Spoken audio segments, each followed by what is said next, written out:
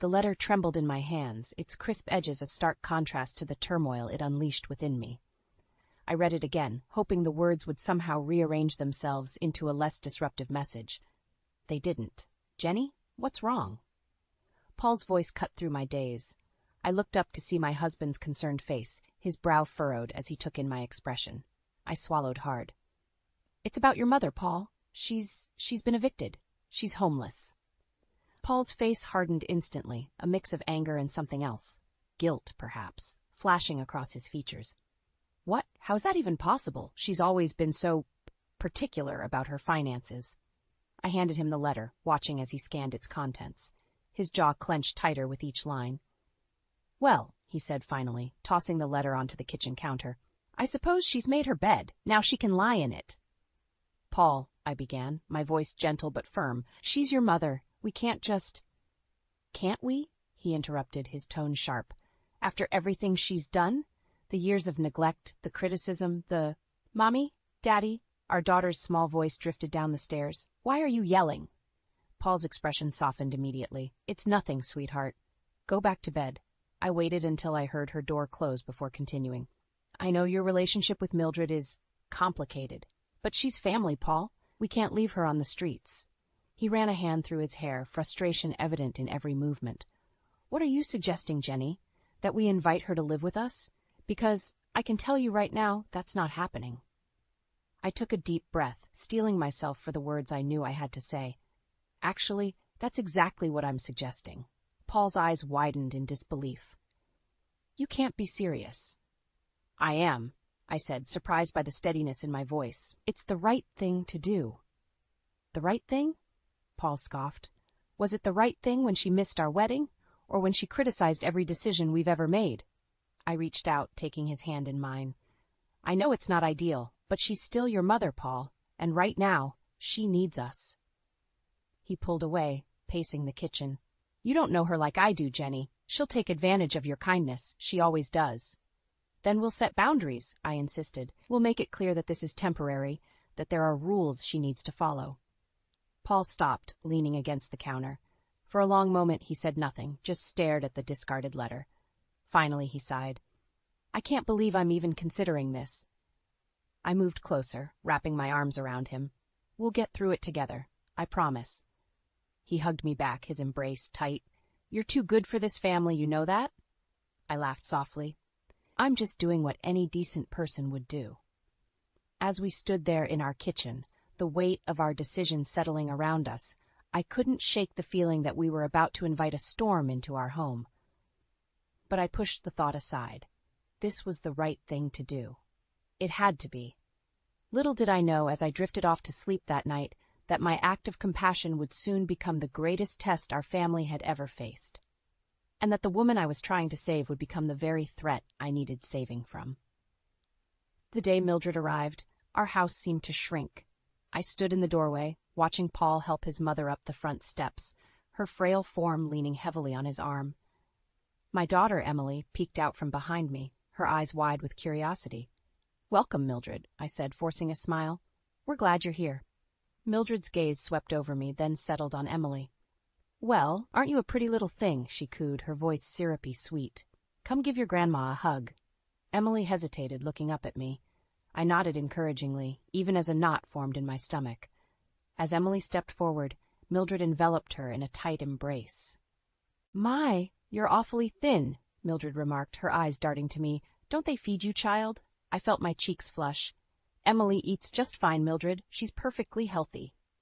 Paul cleared his throat. "Let's get you settled, Mom. Jenny's prepared the guest room for you." As they disappeared upstairs, I retreated to the kitchen, busying myself with dinner preparations. The sound of Mildred's laughter drifted down, mingling with Emily's excited chatter. I tried to focus on the vegetables I was chopping, but my mind kept wandering to the changes this new arrangement would bring. Later that evening, after Emily was tucked in bed, the three of us sat in the living room. An uncomfortable silence stretched between us. "I can't thank you both enough," Mildred finally said, her eyes glistening. "I know I haven't been the best mother, Paul, or the best mother-in-law, Jenny. But I want you to know how truly sorry I am for my past behavior." Paul shifted in his seat. "Mom, We don't need to. No, please, Mildred interrupted. Let me say this. I've made so many mistakes, pushed away the people I love most, but being here, seeing your beautiful family, it's made me realize what truly matters. I felt a flicker of hope. Maybe this could work after all. We're happy to help, Mildred. Family is important. Mildred reached out, clasping my hand. You're an angel, Jenny. I don't deserve such kindness. The next morning, I woke early to prepare breakfast before work. To my surprise, Mildred was already in the kitchen, a stack of pancakes on the table. Oh, good morning, I said, startled. You didn't have to do this. Mildred waved her hand dismissively. Nonsense. It's the least I can do. Besides, I noticed you didn't have any real maple syrup, so I used some honey I found. Much healthier for Emily, don't you think? I bit back a retort about Emily's carefully planned diet. That's thoughtful of you. As we ate, Mildred regaled us with stories from Paul's childhood. It was nice seeing Paul laugh at the memories, but I couldn't shake the feeling that something was off. That afternoon, I returned from work to find the house spotless. Mildred beamed at me from the couch where she sat folding laundry. I hope you don't mind, she said. I just wanted to help out. Not at all, I replied, even as I noticed my favorite blouse, now shrunken and misshapen. Thank you. Days passed, and Mildred's presence became increasingly noticeable. She rearranged the kitchen cabinets for better efficiency. She suggested improvements to Emily's bedtime routine. She even offered to update our family budget.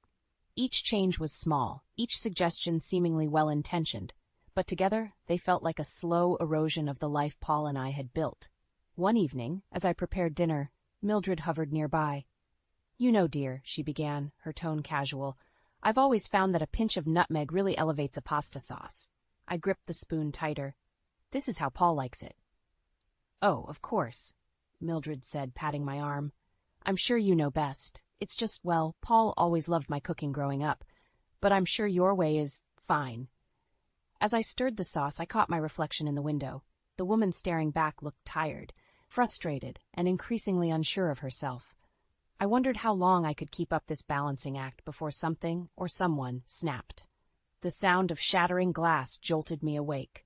I bolted upright, heart pounding, to find Mildred standing in the doorway of our bedroom, a broken picture frame at her feet. Oh, I'm so sorry, she simpered, not sounding sorry at all. I was just dusting, and it slipped.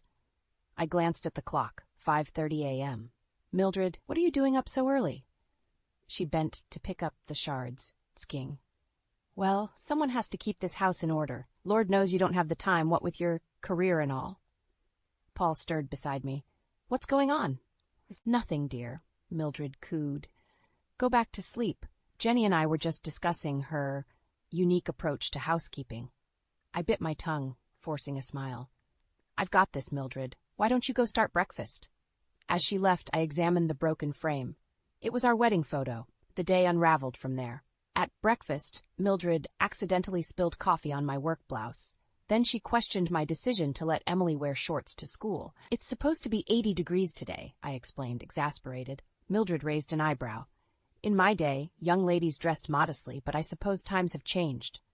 Paul, engrossed in his newspaper, seemed oblivious to the tension. At work, I couldn't focus. My phone buzzed incessantly with texts from Mildred, each one a thinly veiled criticism. By lunchtime, I was a bundle of nerves. Jenny? My colleague Sarah touched my arm. Are you okay? You seem off. I forced a laugh. Just family stuff, nothing I can't handle. But as the day wore on, I wasn't so sure. Arriving home, I found the house in chaos. Emily was watching TV, homework forgotten, dishes piled in the sink, and Mildred, she sat in my favorite chair, flipping through our family photo album.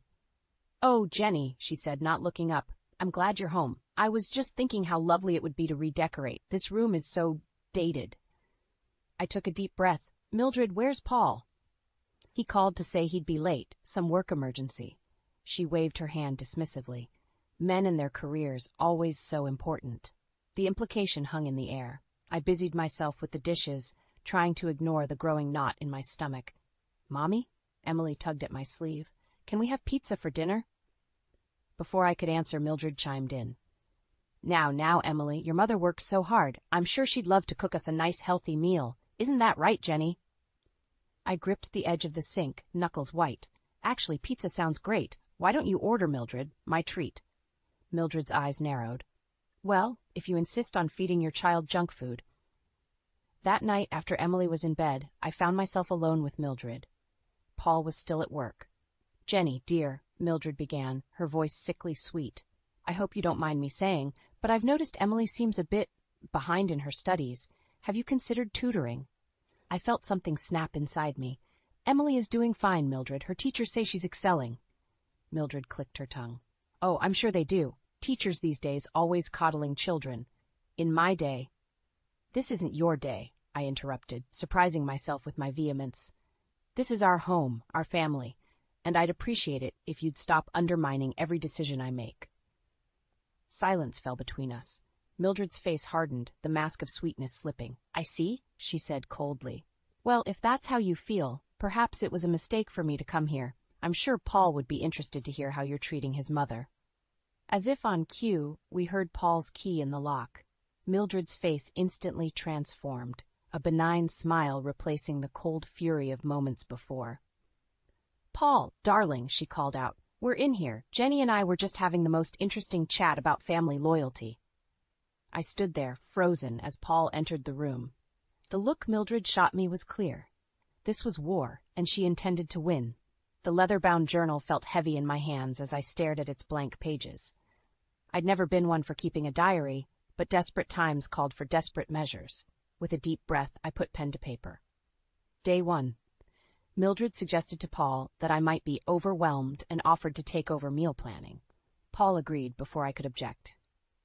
As the days passed, the journal became my sanctuary. Each entry was a silent scream, a record of the slow erosion of my authority in my own home. Day 7. Mildred reorganized my closet. Half my clothes are missing. She claims they were unflattering. Day 12. Found Mildred going through our financial records. She told Paul we're overspending on frivolities. He's now questioning every purchase. One afternoon, I returned from work to find Emily in tears. Mildred stood over her, a stern expression on her face. What's going on? I demanded, rushing to comfort my daughter. Mildred sniffed. I was just explaining to Emily that her artwork isn't quite up to par for her age. Honesty is important, Jenny. I felt a surge of anger. She's 7, Mildred. Art isn't about perfection, it's about expression. Well, Mildred replied, her voice dripping with condescension, I suppose that explains a lot about your decorating choices.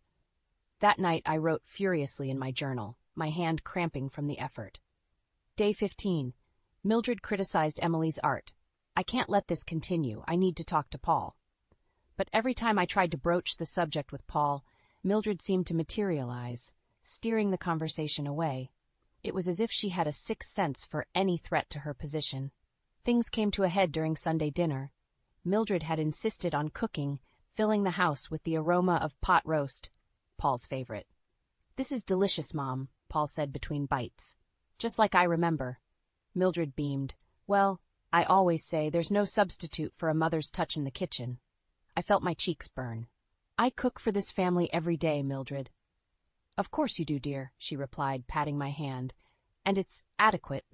But there's a certain warmth that comes from a grandmother's cooking, don't you think, Paul? Before Paul could answer, Emily piped up. I like Mommy's cooking better. The silence that followed was deafening. Mildred's face darkened, and for a moment I saw a flash of the woman behind the mask, cold, calculating, and furious. Well, Mildred said, her voice tight, children often don't know what's best for them. That's why they need proper guidance. The look she gave me left no doubt as to who she thought was failing to provide that guidance. Later that night, I sat at the kitchen table, my journal open before me. The house was quiet, everyone else asleep. I wrote feverishly, pouring out weeks of frustration and fear. I can't take this anymore. Mildred is poisoning our family. She undermines me at every turn, criticizes Emily and Paul. Paul can't see what's happening, or won't see. I feel like I'm going crazy. Am I overreacting? Am I the problem? A floorboard creaked behind me. I whirled around to see Mildred standing in the doorway, her eyes fixed on my journal. Trouble sleeping, dear? She asked, her voice honey-sweet but her eyes cold. I slammed the journal shut, just finishing up some work. Mildred's gaze lingered on the book. You know, Jenny, a happy home requires honesty. Secrets can be so destructive. As she turned to leave, her meaning was clear. This was a threat. I looked down at my journal, my lifeline these past weeks. I knew I had a choice to make. I could stay silent, let Mildred continue her slow takeover of our lives, or I could fight back, risks be damned. With shaking hands, I opened the journal again and wrote one final line. Tomorrow, I tell Paul everything. The biting winter wind whipped around me as I fumbled with my keys, my fingers numb from the cold. It was well past midnight, and I'd been stuck at work dealing with a last-minute crisis. All I wanted was to crawl into bed and forget this day had ever happened. But as I tried to insert the key into the lock, I realized something was wrong. The key wouldn't turn. Frowning, I tried again. Then again, nothing. No, no, I muttered, panic rising in my chest. I rang the doorbell, praying Paul would hear it. Silence. I pulled out my phone, dialing Paul's number. Straight to voicemail. With shaking hands, I tried Mildred's number. It rang once, twice, 3 times before going to voicemail. Mildred, it's Jenny. I'm locked out. Please, if you hear this, let me in. It's freezing out here.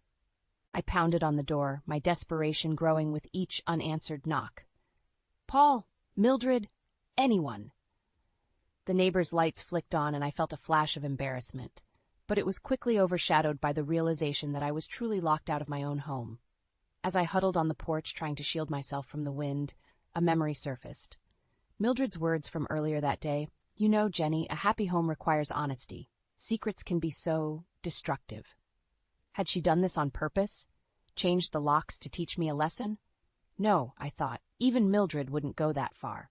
Would she? Hours passed, each minute an eternity in the frigid night. I tried calling again and again, leaving increasingly frantic messages. I paced the porch, trying to keep warm, my mind racing with worst-case scenarios. What if something had happened to them? What if there had been a carbon monoxide leak and they were all unconscious inside? Or what if Mildred had convinced Paul to take Emily and leave? As dawn broke, casting a pale light over the frost-covered lawn, I heard movement inside the house. Hope surged through me as I rushed to the door, knocking frantically. The door swung open, revealing Mildred in her robe, a look of exaggerated surprise on her face. "Jenny? What on earth are you doing out here?" I pushed past her into the warmth of the house, my entire body shaking.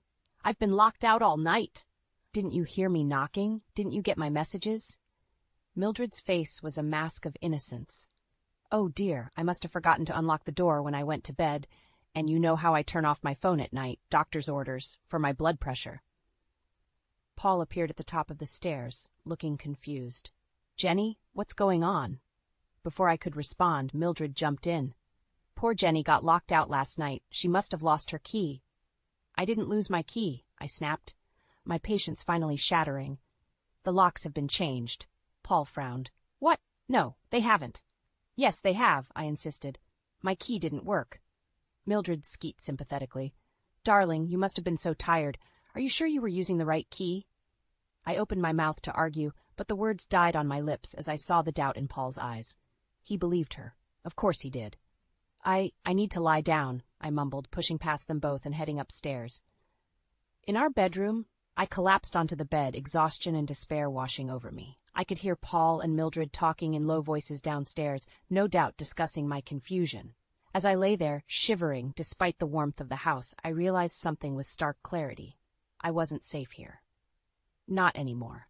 Not with Mildred's growing influence and Paul's willful blindness. I sat up, a new determination filling me.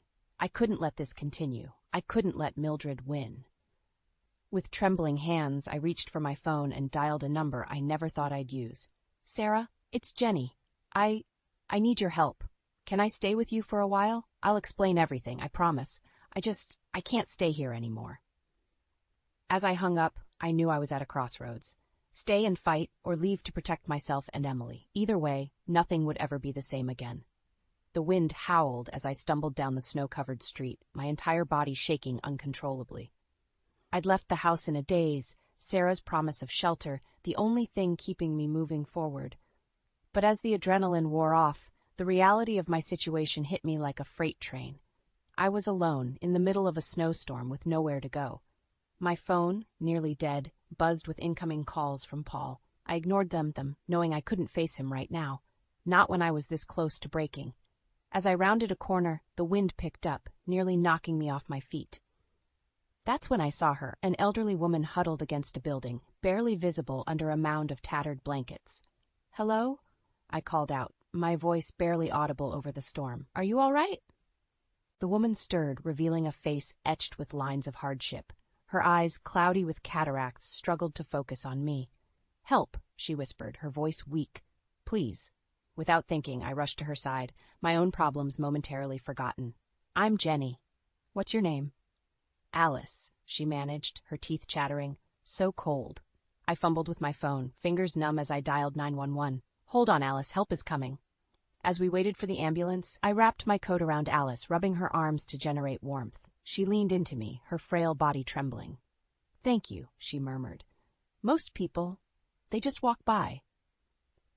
Her words hit me like a punch to the gut. How many times had I walked past someone in need, too caught up in my own problems to notice? The ambulance arrived, its sirens piercing through the howling wind. As the paramedics loaded Alice into the vehicle, one of them turned to me. "Ma'am, you should come too. You're showing signs of hypothermia." I hesitated, thinking of Paul, of Emily, of the mess I'd left behind. But as another violent shiver racked my body, I nodded, climbing into the ambulance beside Alice. The warmth of the vehicle was a shock to my system. As feeling returned to my extremities, pain followed, sharp and relentless. I bit back a cry, not wanting to distress Alice further. At the hospital, we were separated. Doctors and nurses swarmed around me, their voices a blur of medical jargon. I caught snippets: severe hypothermia, risk of frostbite, need to warm her slowly. As they worked, my mind drifted. I thought of Mildred, of her smug face as she opened the door this morning. I thought of Paul, his doubt clear in his eyes. And I thought of Emily, innocent and unaware of the turmoil tearing our family apart. Hours passed in a haze of warming blankets and IV fluids. When I finally regained full awareness, I found Paul sitting beside my bed, his face a mask of worry and confusion. "Jenny," he breathed, reaching for my hand. "What happened? Why did you leave?" I opened my mouth to explain, but the words wouldn't come. How could I make him understand the depth of Mildred's manipulation? How could I convey the constant fear, the erosion of my self-worth? Before I could formulate a response, the door opened. Mildred swept in, her face a perfect picture of concern. "Oh, Jenny, dear." She cooed, moving to my other side. "We've been so worried. What were you thinking, running off like that?"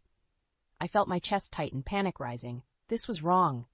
She shouldn't be here. This was my safe space, away from her influence. "Get out," I whispered, my voice hoarse. Paul frowned. "Jenny, she's just trying to help." "No," I said, louder this time. "Get her out. I can't do this anymore." Mildred's face hardened, the mask slipping for just a moment. "Now, Jenny, you're clearly not thinking straight. Perhaps it's best if we—" "I said get out!" I screamed, surprising even myself with the force of my outburst. As nurses rushed in, alerted by the commotion, I felt something inside me snap. Tears streamed down my face as I turned to Paul, my voice breaking. "I need you to listen to me. Really listen. Because if you don't, if you can't see what's happening, I don't think our marriage will survive this."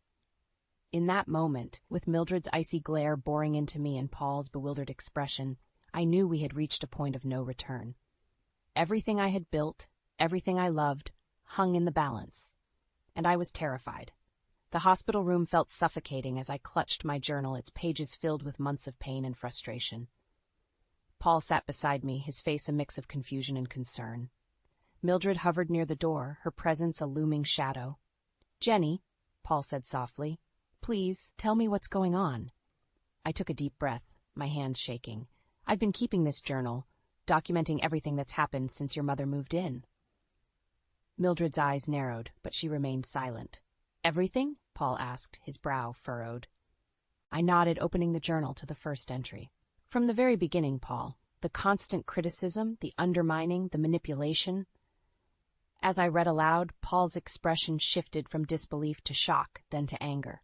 Mildred's face remained impassive, but I could see the tension in her shoulders. "That's preposterous," Mildred interjected when I paused. "Jenny, dear, you're clearly confused. The stress of work, motherhood, it's understandable that you might misinterpret things." I felt a surge of anger. "Misinterpret? Like how you misinterpreted locking me out of my own home?" Paul's head snapped up. What? Oh, for heaven's sake, Mildred scoffed. I told you I simply forgot to unlock the door. It was an honest mistake. No, I said firmly, turning to Paul. Locks were changed. My key didn't work. Paul looked between us, confusion evident on his face. Mom, is this true? Mildred's mask slipped for a moment, revealing a flash of panic. Of course not. Paul, surely you don't believe these wild accusations? I pressed on, my voice gaining strength. What about Emily's artwork? The constant criticism of my parenting? The way you've been trying to control our finances? Paul's face hardened. Mom, what is she talking about? Mildred's demeanor changed instantly. Gone was the sweet, concerned mother-in-law. In her place stood a woman with cold, calculating eyes.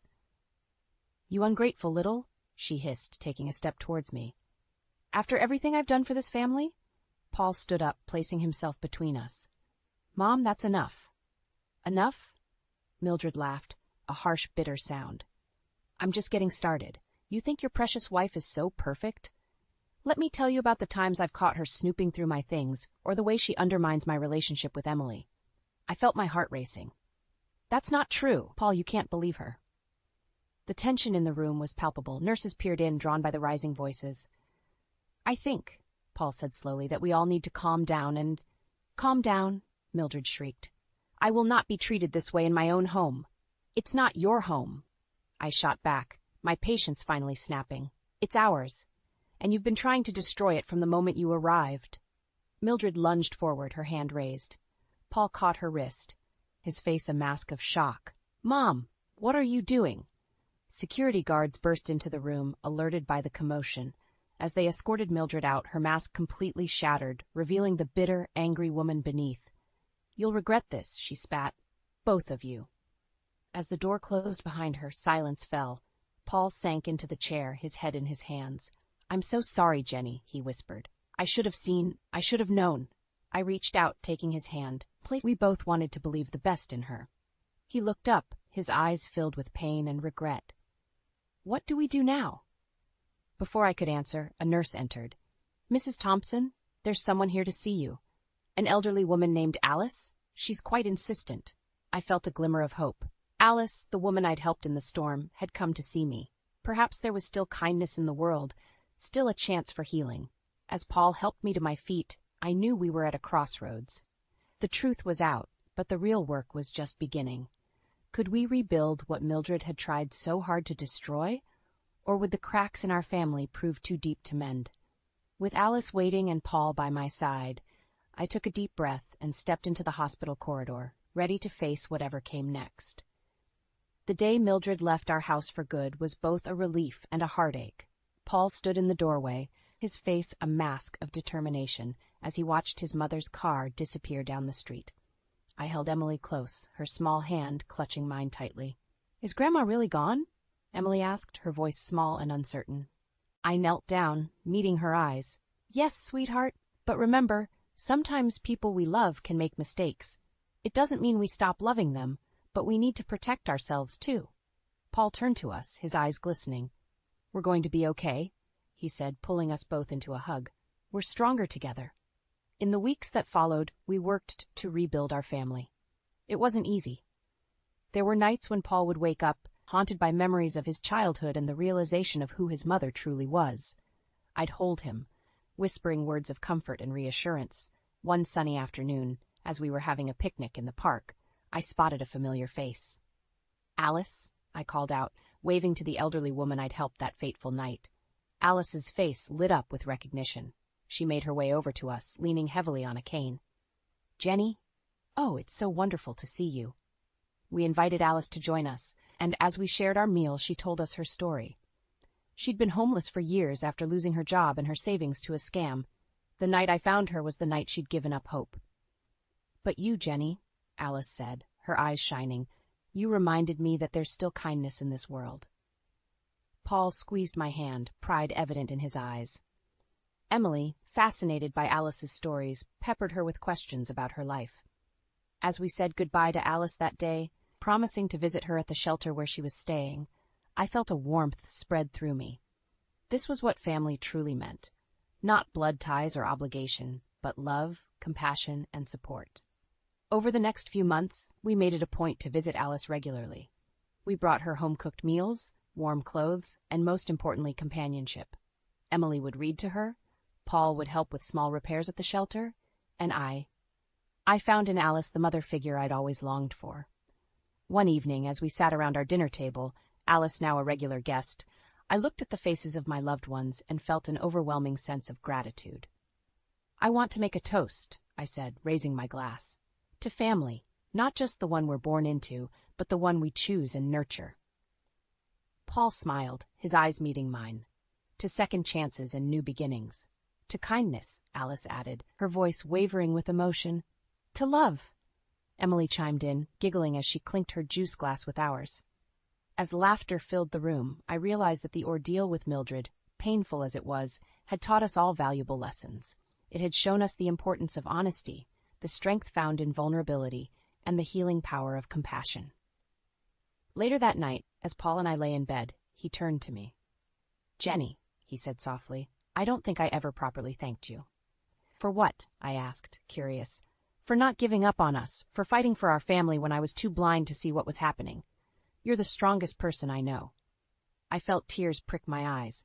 "We're strong together," I whispered, echoing his words from weeks ago. As I drifted off to sleep, I thought about the journey we'd been on. The pain, the fear, the doubt. It had all led us here, to this moment of peace and understanding. We'd faced our demons, confronted hard truths, and come out stronger on the other side. And as for Mildred, I hoped that someday she'd find the peace and love she so desperately needed. But for now, our family, expanded and strengthened by adversity, was whole. We had each other and we had Alice, a living reminder that it's never too late for a new chapter, a fresh start, a chosen family. In the quiet of the night, with Paul's steady breathing beside me and the knowledge that Emily slept peacefully down the hall, I felt a profound sense of contentment. We had weathered the storm and emerged into the sunlight, stronger and more united than ever before. "You barely visit anymore. Marriage should be your priority, not this silly career," Lydia snapped, her cold eyes boring into me. Milo shifted uncomfortably beside me, on the floral-patterned couch. "Mom, Elise works hard. You don't have to be so hard on her." Lydia waved her hand dismissively. "She needs to focus on her duties as a wife. When are you two going to start a family?" I clenched my jaw, fighting the anger bubbling inside me. This wasn't the first time Lydia had made digs about my job and criticized me as Milo's wife. But today, on our rare joint day off, it stung more than usual. "My career is important to me," I said evenly, proud of myself for not raising my voice. "And we've discussed children. We'll have them when the time is right for us." Lydia's eyes narrowed. "For you, you mean? For your convenience and schedule, typical modern woman, always putting selfish desires first. That was it." "We should get going," I said flatly, standing up. Milo opened his mouth, then closed it again, standing as well. "Yes, run off. Par for the course these days," Lydia called after us. The drive back to our condo was silent. Milo kept glancing over at me, lips pursed, but I stared straight ahead, too angry to speak. How could he let his mother talk to me like that? When we got home, I went straight to the bedroom to be alone. A few minutes later, Milo poked his head in. "Else, are you okay?" I whirled around, my fury unleashed. "No, I'm not okay. Your mother constantly belittles me and my career, and you just sit there and take it. Do you agree with her outdated, misogynistic views?" He recoiled. "What? No, of course not. She just has a certain way of speaking. She doesn't mean anything by it." I stared at him in disbelief. "Doesn't mean anything by it? You can't be serious. She clearly thinks my job makes me a bad wife and that having a career means I'm selfish." "She's just old-fashioned, Else. You know how she can be." He came over and put his hands on my shoulders. "Don't let it bother you so much." I jerked away, unable to believe his nonchalance. My career was a huge part of who I was. How could he downplay his mother's words so easily? "This has been building for years," I said, voice shaking slightly. "She repeatedly criticizes and demeans me. I feel disrespected in my own marriage by my own husband." Milo's face fell. "Els, I'm sorry. I never meant to make you feel that way." But it was too late for apologies. His flippant response to his mother's toxic behavior spoke volumes. I suddenly felt overwhelmingly alone. "I can't keep living like this," I said quietly. We need to get counseling to work through these issues. If we can't get on the same page, I don't know if our marriage can survive. Milo paled, but I stood firm, my mind already spinning ahead to the next chapter of my life. The next morning, I was sifting through the mail when a letter from our bank caught my eye. Frowning, I opened it and froze. Our checking account was nearly empty. "Milo!" I called out, panic rising in my chest. "Come here." He shuffled into the kitchen, still in his pajamas. "What's up?" "Look at this," I said tersely, thrusting the bank statement at him. "Our account is almost drained. What did you do?" He scanned it and cringed. "Ah, I've been meaning to talk to you about that." "Meaning to talk to me? We're supposed to be partners, Milo. How could you fritter away our savings without consulting me?" "I didn't fritter them away," he protested. "I had some unexpected expenses come up." "Like what? You better start explaining yourself right now." He shifted uncomfortably. "Well, you know my parents haven't been in the best health lately. They needed some help with medical bills." "They needed help? So instead of having an adult conversation with me, you just took money?" "It was an emergency. I couldn't let them get behind or wreck their credit rating." "That's not an excuse," I said through gritted teeth. "You went behind my back and used our marital assets. That's financial betrayal." "I was going to tell you," Milo said, raising his hands. "I just wanted to handle it first." "That's no justification. You're a liar, Milo. I don't know if I can trust you anymore." His eyes widened. "Else, come on, you're overreacting. It's not that big a deal." I stared at him incredulously. "Not a big deal?" He was more worried about his own guilty conscience than my feelings. "We're supposed to be partners," I said, voice breaking. "But you're disrespecting me and undermining our marriage with this garbage. I'm your wife, not your doormat." Milo rolled his eyes. "There you go again, being overdramatic and emotional. It's not as serious as you're making it." That was it. I'd had enough of his dismissive, condescending attitude. I balled my fists so hard my nails dug into my palms. "You clearly don't value me, our marriage, or our finances," I spat. "If you can't be an equal partner and show me basic respect, then I don't know what we're even doing here." Something flickered in Milo's eyes then. Was it shame? Hurt? I found I didn't care anymore. This callous financial betrayal was just one more blow after his mother's hurtful words. I was done being mistreated. "I'm going to stay with Angela for a few days," I said, voice icy calm. "Maybe some time apart will give you perspective." I stormed past him, grabbing my purse and keys. At the door, I turned back. "I gave you my ultimatum yesterday. Get your act together, Milo. Seek counseling or be prepared to lose me. This behavior ends now." The door slammed behind me with a note of finality. As I drove away, tears blurring my vision, part of me already knew his answer. When I returned home from Angela's a few days later, Milo was waiting for me in the living room. He leapt up from the couch when I walked in. "Els, thank God you're back. I've been so worried." He moved to hug me, but I stepped back, arms folded across my chest. "I needed some space to think," I said flatly. Milo's face fell. "I get it. I really screwed up with the money stuff. I'm so sorry." "Sorry isn't good enough this time, Milo. Your actions have consequences." "You're right," he said, nodding vigorously. "I know I disrespected you, our marriage, everything. It won't happen again, I swear." "That remains to be seen," I replied, unmoved. "I've lost faith in a lot of your promises." Milo looked stricken. "Els, please, tell me what I can do to fix this. I'll do anything." I took a deep breath. "I want us to go to marriage counseling. Immediately." He paled. "Counseling? Isn't that a bit extreme?" "No, it's not extreme," I exploded. "We're at a breaking point here, Milo. I've put up with a lot. Your mother's constant belittling, your betrayal of my trust regarding our finances. If you want to save our marriage, we need professional help to work through these issues." Milo gaped at me. "Els, come on. Do we really need to drag some stranger into our business?" I stared at him, dumbfounded by his resistance. Didn't he understand how serious this was? "Yes, we really do need counseling," I said in a measured tone. "It's that or risk losing me for good. I'm deadly serious about this." The hurt flashed across his face again. "You're talking about divorce?" "I'm saying our marriage is on the line here. We've tried the easy way, the disrespect, the loss of trust. None of that has gotten through to you. So yes, if counseling doesn't work, then we may be headed towards divorce." That's just the cold, hard truth. Milo looked completely poleaxed. In that moment, I realized just how checked out he'd become, how little he valued or prioritized me in our relationship. The fact that divorce was shocking to him spoke volumes. "I love you, Els," he said, voice catching. "I don't want to lose you." For the first time in a long while, I saw sincerity in his eyes, but underneath was an undercurrent of fear. Fear of change, of sacrifice, of loss. Not love. "Then we go to counseling. Period," I replied. "Take it or leave it." I held his gaze, not backing down an inch. He finally nodded slowly. "Okay, anything you want, I'll do it."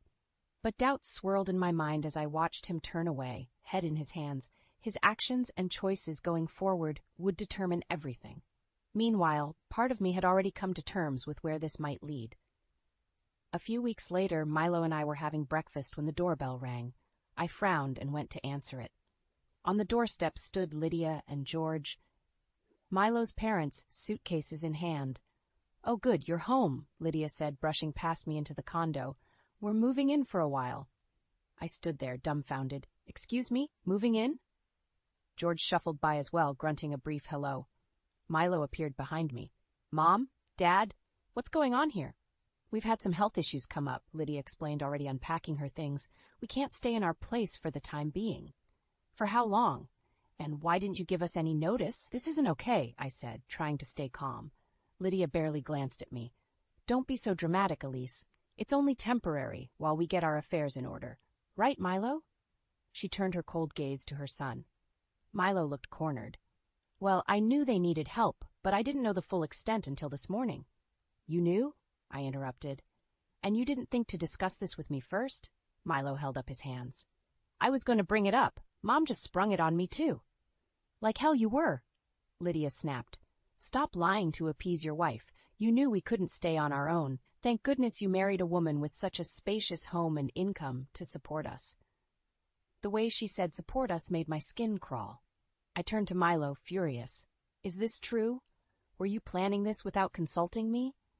To my horror, he wouldn't meet my eyes. The realization washed over me. He and his mother had once again gone behind my back. "You know we've been having health problems," George piped up gruffly from the hallway. "Don't be so selfish and inflexible."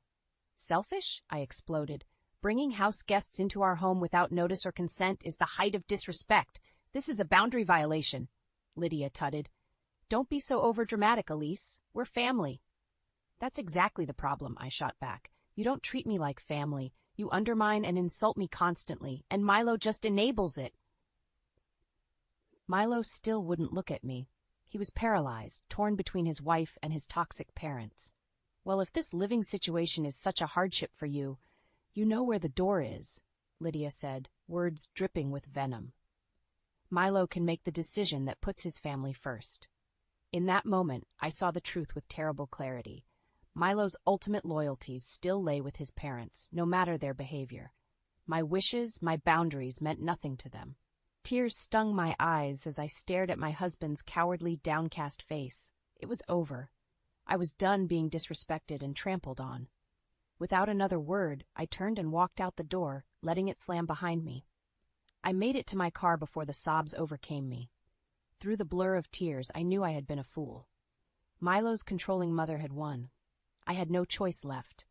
I pulled out my phone with shaking hands and dialed the number for a divorce lawyer. Over the next couple of weeks, I moved out of the condo and into a studio apartment, attempting to rebuild my shattered life. I went through the motions at work and tried to block out the pain and anger. My mind kept returning to Milo moving his parents in without my consent. It was a profound breach of trust, and there had to be more to it. He couldn't be that oblivious and controlled by his mother, could he? One night, I was going through some old files and came across our joint banking statements from the past year. Frowning, I pulled out a pen and paper and started tallying up some numbers. 2 hours later, I slumped back in my chair, staring at the totals in horror. It all made sense now. Milo had been funneling money from our accounts to his parents in secret for months. Thousands upon thousands of dollars frittered away under the guise of medical emergencies and essential expenses. I felt sick to my stomach. Not only had Milo violated my trust by moving his parents in, he had been systemically draining our finances to support them behind my back. It was a level of deception I couldn't have imagined. The next morning, I stormed up to Milo's office at the school, heart pounding. His face fell when he saw me. "Else, what's going on?" "This," I spat, shoving the accounting notes at him. "This is what's going on." Milo scanned the papers and visibly paled. "Oh, God! Oh, God is right!" I exploded. "How could you do this, secretly siphoning our money for over a year? Do you have any idea the level of betrayal here?" "Else, I was going to tell you. I swear, I just hated disappointing you." "This is so far beyond disappointment." I was shaking with rage. "You've been lying to me for months, using joint marital assets to fund your parents' lives. It's financial infidelity." Milo hung his head. "I know. It spiraled out of control before I could fix it." "Spiraled?" I laughed bitterly. "You made the choice to deceive me repeatedly. I just can't believe you'd stoop this low." "Please. You have to understand, they really did have emergencies and nowhere else to turn." "Don't give me that." I cut him off. "This is about your inability to set boundaries with your toxic, manipulative mother. Always has been." Milo looked up, shame and hurt warring on his face. I almost felt bad for a moment until I remembered he had brought this upon himself. "I can't be with someone who repeatedly violates my trust and boundaries," I said, my voice shaking. "Someone who values his parents' whims above his own wife's needs and well-being. It's over, Milo." The words hung in the air. Deep down, part of me realized I'd already made my choice. "Else, no, please." Milo reached for me, but I jerked away. "It's done," I said flatly. "I'll have my lawyer begin divorce proceedings." Milo let out a soft sob, but I refused to give in to sentiment. He had made his choices, and there were consequences. I turned and walked out, holding my head high. There was no more energy left for me to waste on him and his poisonous family. From here on out, I needed to focus on myself. As I got in my car, I took a deep, shuddering breath. A strange sense of calm came over me. I was free. A few weeks after I told Milo I was divorcing him, I received a frantic call from Angela.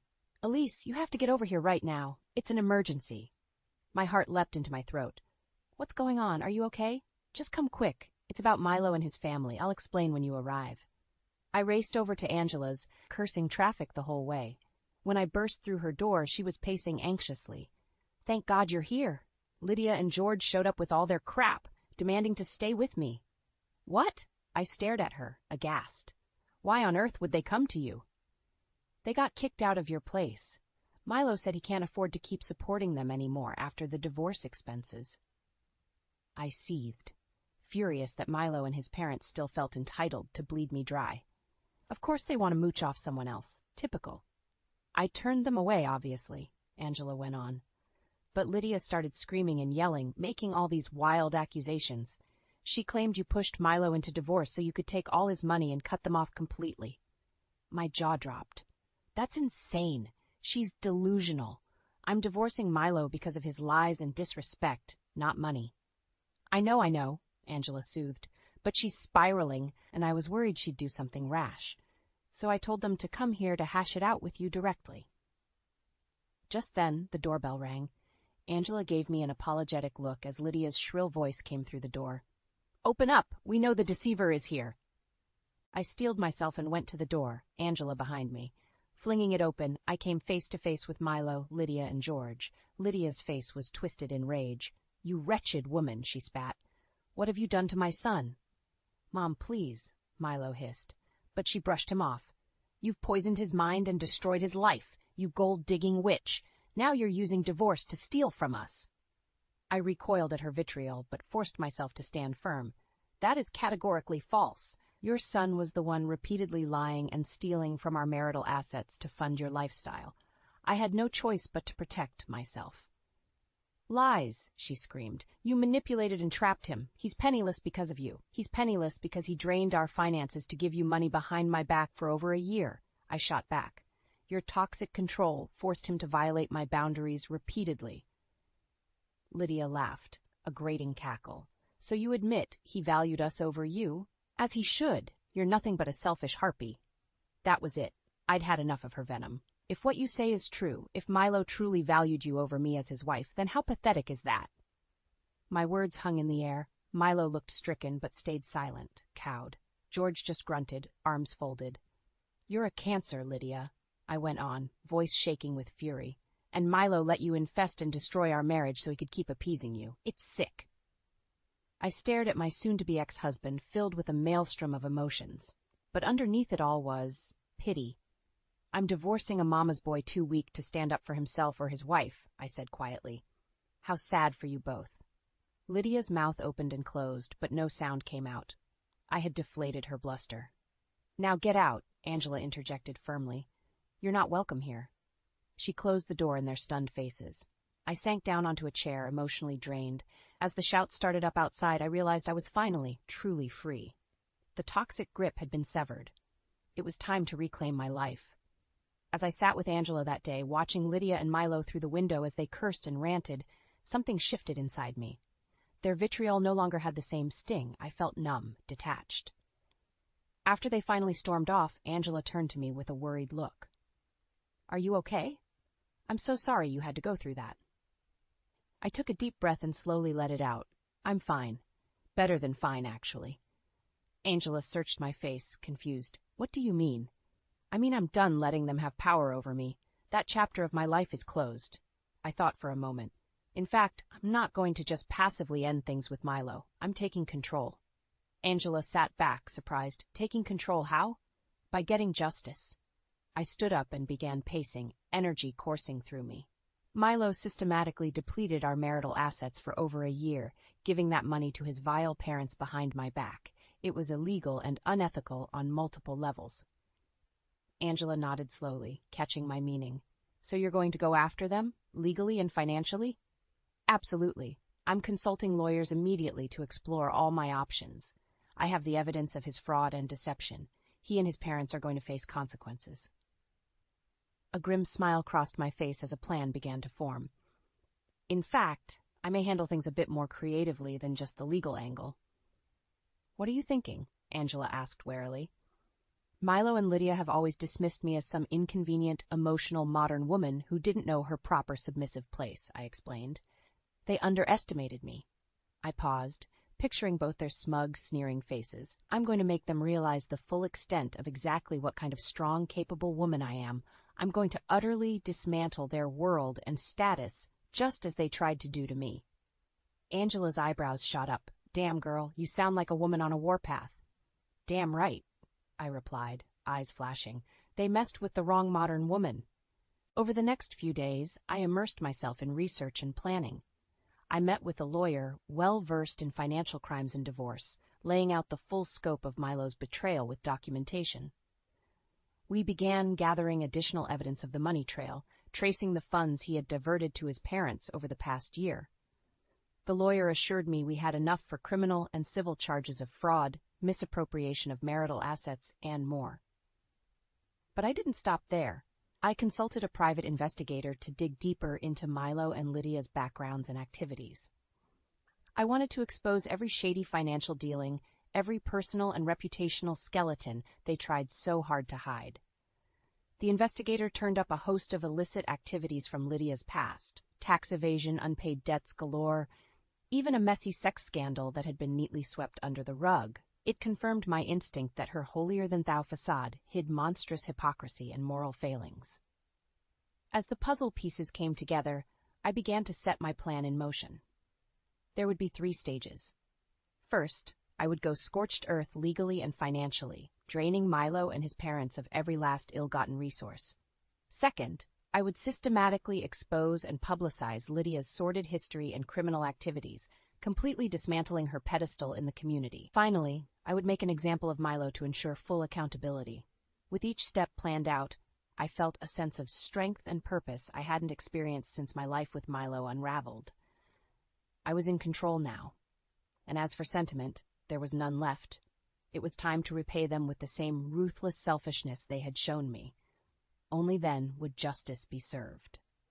About 6 months after my fateful confrontation with Lydia and Milo, I was putting the final touches on my plan. It was time to strike. I sent out formal invitations to Milo, Lydia, George, and a handful of their closest friends and relatives, requesting their presence for a family gathering at my place. They would be expecting some sort of attempt at reconciliation. Little did they know.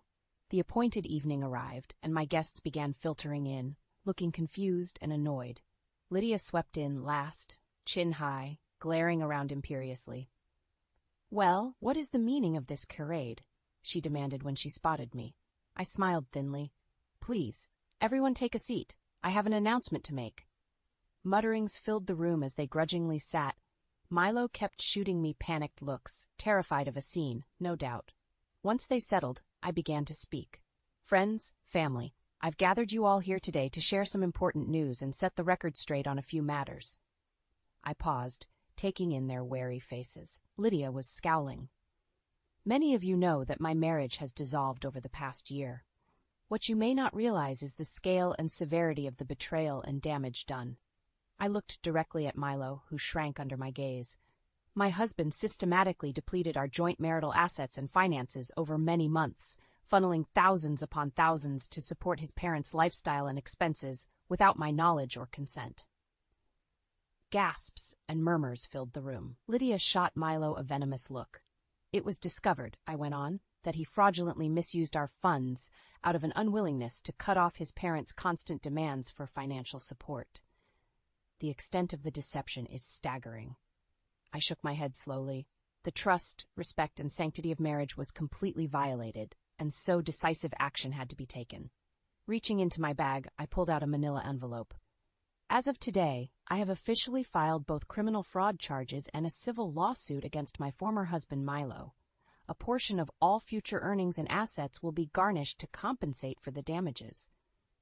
Milo's head snapped up, eyes wild. "You can't be serious!" But I pressed on.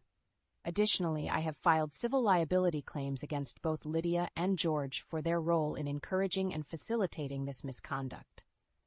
My voice strengthened. The bright lights of legal and financial ruin will now be shown in their faces. No stone will be left unturned. All misdeeds and shady dealings will be completely exposed. Lydia finally found her voice. "You lying snake! You can't do this. I won't allow it."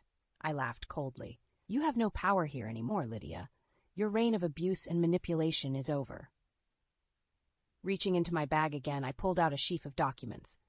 "In fact, let's go ahead and begin the exposure right now, shall we?" I started detailing Lydia's long history of criminal transgressions, tax evasion, insurance fraud, illegal offshore accounts, shady business dealings, even her little sex scandal that she thought stayed buried. Her face ashen, Lydia gaped at me as I mercilessly laid out the bitter, ugly truth.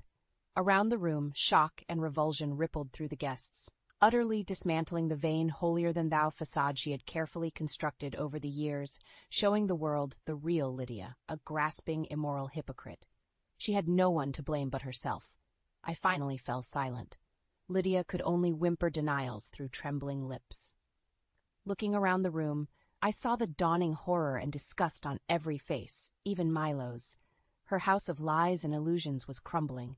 This was my revenge, my justice. They had underestimated me at every turn, and now the tables were turned. "You brought this upon yourselves," I said quietly. "You chose to make me your enemy, and you have no one to blame but yourselves."